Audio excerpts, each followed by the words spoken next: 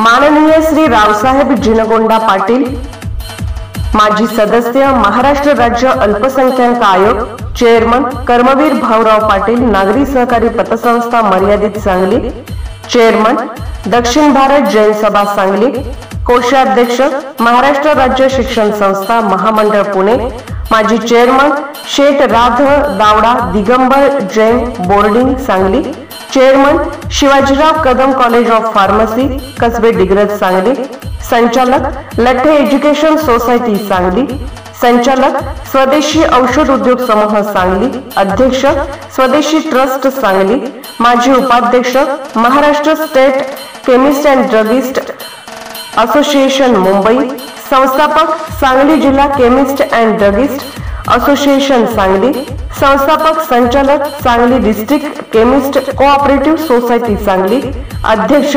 सांगली जिल्हा शिक्षण संस्था संघ